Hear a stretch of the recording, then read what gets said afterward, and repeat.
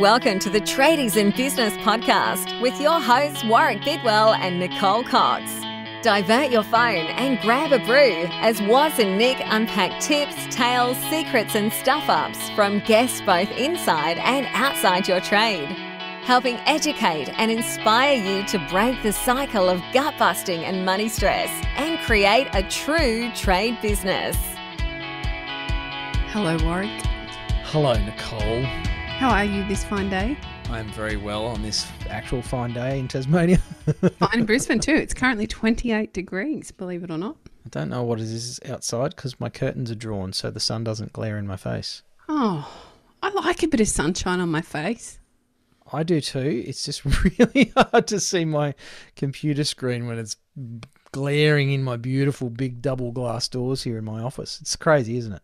It is. It's a bit of the paradox of choice. I know. I need a big battery that I can go and sit outside with all the podcasting gear and the iMac and all that. That'd be nice. Sit in my garden and do the recording out there. One day we'll do a live podcast somewhere. One day. We've tried. Every time we set up. The first time, can you recall, there was a massive torrential storm? Yeah. We had to cancel because there was flooding everywhere and it was just really been downhill from there. Hey, I noticed you got a Band-Aid on your finger. Oh, it's very observant. Yes. Yes, I was cleaning windows this morning. Just a random act of doing something that was bugging me because the windows were dirty that I was looking at. And so I went and grabbed some rags and I did a bit of window cleaning and I cut my finger on the window. Well, that was a bit silly of you, was it not? It was a bit. It was also a bit silly of the person who did an ineffective install on the windows and put a screw through the join and left a sharp self-tapper sticking out on the inside that I didn't realise was there. Ouch. And I'll take responsibility for the fact that I cut my finger. Did you check it? What, my finger? Where you were putting your finger? That reminds me of a saying, Coxie, that I'm not going to share on today's episode. That's one of my favourite episodes ever. If you know which one we're alluding to, please reach out. Let us know. Yeah. If you heard it, you'll know it. If you know, you know. That's if you know, you know.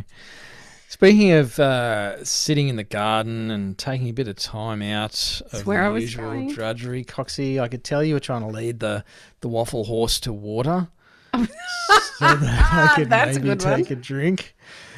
We are going to have a chat today about taking a break. Now, it's a topic we do talk about a lot here at Tradies in Business. We talk about everything a lot because we've been doing this now for more than 500 episodes. We're coming up to 7 years in the podcast biz, and we repeat ourselves a fair bit, kind of like parents and employers. Very much so. And yeah, I guess you just find the right message at the right time. There are sometimes I can get through a podcast. I'm an avid podcast listener. And I'll get through a series of episodes and think back, I have no idea what's just gone on in those podcasts because all I actually needed at that time was just the soothing voice or the minor distractions, and my thoughts were carefully distracted instead of mindlessly wandering to those places I didn't want it to go.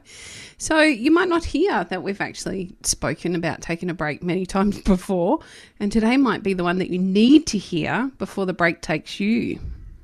Do you think anybody listens to us for the soothing tones of our voice, Coxie? No, we had this discussion earlier today and I'm still amazed that people don't listen to our voices at all. And I have shared the story about me being used to put people's kids to sleep on the podcast. So I'm guessing soothing's probably not the right word. And we don't really care because you're not here for our soothing tones. You're here for some other reason that you're more than welcome to tell us. Today they're here for a reminder that they need to schedule a break. Yes. Now, one of the things that I learned over many years of being a coach and a mentor and having my own coaches and mentors, Coxie, was that the universe or God or Great Spirit or Mother Nature or society, if you want to go that far, depending on which way you tilt, has a way of delivering us learnings or lessons or opportunities for learning and growth. And the fabulous thing about this thing we have called free choice as human beings, despite how that may appear lately, is that we essentially can choose when we take a break, not if. And I guess in that, it's by choosing when, we can actually choose how our breaks, our respite is taken, because otherwise it'll be delivered to us in ways that many of us wouldn't choose, like breakdowns or financial capitulation, because we take our eye off the ball because we're so tired and overworked and stressed and overwhelmed that we really don't know what's going on and we don't want to look at it anyway, and all of a sudden we've run out of cash. Or our partner walks out because we have become indifferent, or ... you name it. There are some pretty tough 4x2s delivered to the back of the head in life for many of us, and I've had multiple whacks to the head before I've taken some lessons. Or we can actually choose to proactively almost prevent those things, Coxie. We can. It is a big choice, I think. And I think if we're not mindful about the fact that we do have a choice, those 2x4s really hurt. We've had many also, unfortunately, because sometimes you just don't listen until it's far too late. And so now we mindfully plan when we need to take a break. We do also have the structure set in place so that we can take extra time where we need it. So you and I have a fantastic partnership. We work really well together. We've set the motions in place so that you and I get an afternoon off each week to ensure that we get that downtime, because we need to be creative. We need to have that downtime to spark the creativity. You and I do most of our best brainstorming on the weekends when we're actually in our personal time. And we've done that mindfully, knowing how draining it can be. We take on a lot of stuff with our clients. We go through some pretty personal journeys with them. We have to be quite creative to come up with new ideas, to even just talk about on the podcast, if nothing else. There's many things that we need to do. And so therefore we know to keep ourselves fresh and on topic, we need to make sure that we structure some downtime. Without that downtime, though, you and I have been in positions before where we start to get stale, we start to become frustrated, we start to become quite negative, and that's really impossible when we're trying to lead a team and we're trying to lead our members. If we're in that negative space, then they start to see things quite negatively as well. So we've learnt the value of taking a break in our own business, and yet I think those lessons were probably delivered to us in various forms long before you and I started working together. The builder never took a break, and it led to a massive breakdown, or a series of breakdowns that meant that the break was forced upon him. He had absolutely no choice about what happened, which meant that everyone around him had no choice either. We all had to jump in, pull up our boots and try and figure out how to make things work. And I think that's the thing that we probably look over. I feel like at times, I know myself, we were talking before we went to air about stepping out today. We're on top of everything for once. It's very rare. So we've got a couple of hours in the day where there's nothing that actually needs to be done. And we were talking about taking that time out and enjoying that break while we could. We have to be quite mindful about that, because I can feel quite guilty myself at times, thinking I'm not working hard enough, I need to work harder, I've got to find something to work on. And yet I've just been presented with the opportunity to take a bit of a breath, get some time, get some space and perspective so that I can build upon that moving forward. So I think that the point I'm trying to draw to here is often that guilt prevents me from taking the time that I actually need. And I've seen this time and time again with others. Prevents me from taking the time that I actually need so that I can continue to carry the load that I have for all of those around me. Now, if I drop the ball, or if I don't schedule in some downtime, then I'm letting down not only myself, but my entire community. So that's our members, that's you, that's our team, it's my family, because one way or another, the break's going to come. I'm going to get sick. I'm going to have a migraine. I'm going to, something's going to break for me to take that break. And I know previously through experience that I don't think we think about the others around us and how that impacts them as well.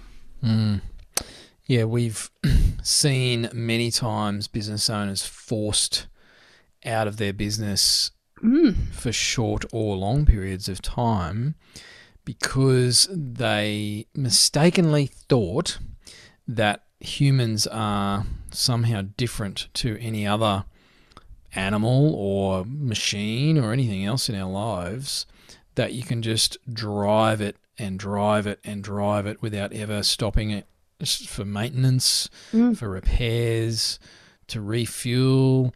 We all know that doesn't work with the tools that we use, with our motor vehicles, but even anyone who's got anything to do with animals, you've got to take care of their health. They need rest time. You can't flog a horse until it's literally, unfortunately abused, and yet we think we can do that to ourselves as business owners, and that we can handle it, and if we can't, then we're weak somehow. Yeah. And that taking a break is weak. So unfortunately, we see business owners get their own 4x2 to the back of the head lesson around this, with mental health breakdowns, with physical health issues, with relationship issues that take them away from the business, or at least means that they have to divert their attention elsewhere. And I have said a number of times, and I'm kind of proud that this has been turned into a bit of a quote, Coxie, by us, which is a little bit self-indulgent, but self-serving, and that's okay. It's the thing that I say around this is you can prevent it now or fix it later, and that holds true for so many areas of our life. You think about relationship issues, whether that's with a spouse and a partner, or a family member, or a team member, any of those human relationships. You can either address the disagreement or the disgruntlement or the grievance now and prevent something else, or you can try and fix it later and try and patch it up later. And those of you listening will know how hard it is once you have a hurt in a relationship, how hard it is to, you can't gloss over that. It's always there. It becomes a blemish. And yes, they make up part of the tapestry of our relationships, but I'm sure many of us would love to have not spilt that whole bottle of red wine on our relationship tapestry and trying to mop that up for the next 15 years. So prevention in relationships looks like having those conversations up front, addressing things that might be of concern to other parties. But particularly for yourself, we had a session with a tradiepreneur just this morning where we were talking about the hustle that this person has been in for some time. And it's out of necessity, and part of the reason that we do what we do as coaches and mentors here at Tradies in Business is it's easy for Coxie and I, it's simple for Coxie and I to sit outside someone else and their behaviour and say, hey buddy, you've been pushing hard for a while.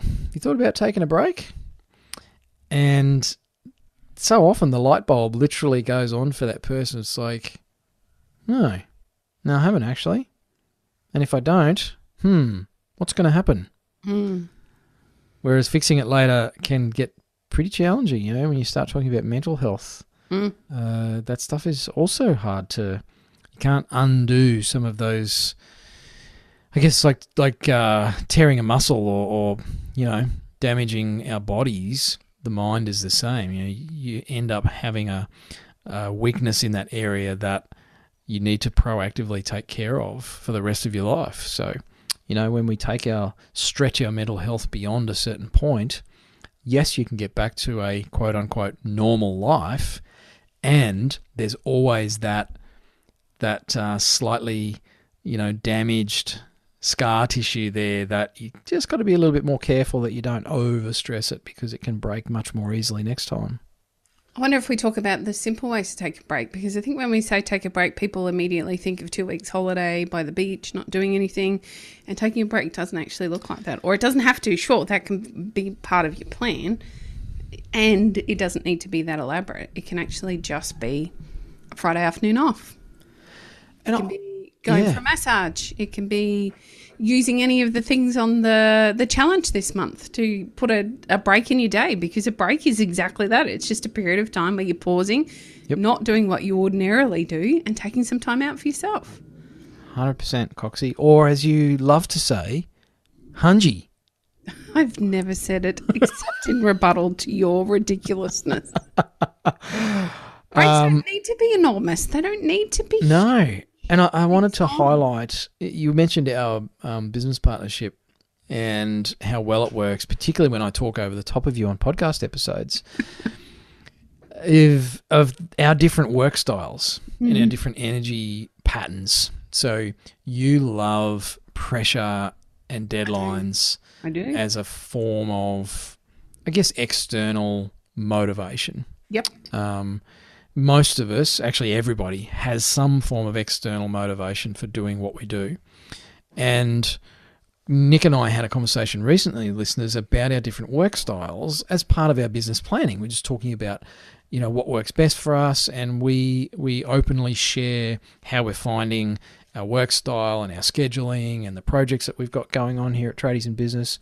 And Coxie thrives on that big goal, pressure, deadline, constant push. And I am going to go out on a limb here, Coxie, and make some observational comment. I feel like you also need then to have a break from that to then come back and go hammer and tongs again for another, 2 weeks or a month or whatever it might be. Absolutely. Whereas for me, and I've probably just developed this way as well over many, many years in my own business structures. For me, it's about, I like smaller breaks throughout the week, in and out of sessions, or, a big day where it'll be just like, I'll happily go, 7 till 7, do 12 hours in front of the screen, podcasting, editing, emailing, creating content, whatever it is, coaching clients. But the next day I can't back up and do another 12 hours because for me, I don't do my best work. I can do it, and I've had plenty of time like that in business. Sure. And I know that I get burned out, and then I just get the shits with the whole thing. So for me, inside of a week, if there's an easier day or two and then some bigger days, I can keep doing that week after week. And eventually I still need a 3 or 4 day weekend and some of my own personal renewal time, which looks very different to any other people's. We've all got our personal ways of recharging. Yes. So I think the reason for me to share that, listeners, is you've actually got to sit and think about, well, what is my personal energy profile? How do I work best? And you can read all sorts of books and science about, well, it's 47-minute blocks, or it's, 3 days at a time, or it's, work for 3 months and then have a month off. Everyone's got their opinion on what works. Yes. Sometimes you just kind of got to try it and see how you feel. If you, maybe try a 4.5 day week. Test and measure. We've got a tradiepreneur doing a 4-hour workday at the moment. It works quite well. We've had another an electrician tradiepreneur who was doing half days, probably 2/3 days in the end, in all honesty, but working for 2/3 of a day, 5 days a week, and actually grew the business in that time. Of course, because they're focused and impactful in the time that they're there. I think the other thing that tradies particularly need to get a balance on in this area is on the tool time and off the tool time. It's all working in and around the business. So what is the balance like for you? I know that one of the worst things the builder ever did was come completely off the tools. Absolutely the worst thing that he ever did, because it just wasn't right for his personality. He got a lot of satisfaction out of creating a wall or demoing a wall or tiling the floor or, whatever other skill he was using at the time. There's a lot of personal growth and satisfaction through that. And when he was moving paper from one side of the desk to the other, he didn't feel satisfied, rightly so. I can identify with that. Me too. But that's why I have my garden. When I think about how I work best, yes, I do thrive under pressure. I love pressure. There's a limit to the amount of pressure I can take, or the amount of time I can stretch that pressure over. I can take an awful lot of stuff on, but I do break like everyone else. And at some point I need to stop. If I don't do it myself, it leaks out of my face and I can't stop it. And so therefore I have to take a break until the leaking stops. But very much what we do, other than our client sessions, which is very different because I take a lot of satisfaction through those.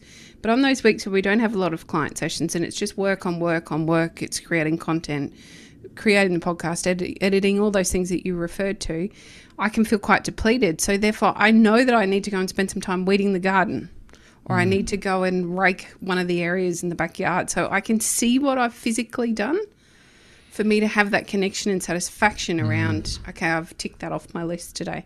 The other thing for me that actually works quite well is having a list. And if I can tick it off, that's also a form of satisfaction. But everybody's different, and we all work differently in what is best for us and our personality types. I guarantee there's not two people that are the same. There will always be something different about the balance. So it's time to identify what is best for you and your personality and try to see how you can make that work in your trade business, because it can. And you'll have better results from leaning into where you work best. The final thing I would say on that, Coxie, and to you listeners, is if you choose to do this, you go do a bit of self-reflection and think, okay, well, what does work best for me? Think of a time where you had a great week or a great day and you just felt really good. You felt like you'd achieved, you felt worthy, you felt like, you'd made a difference perhaps.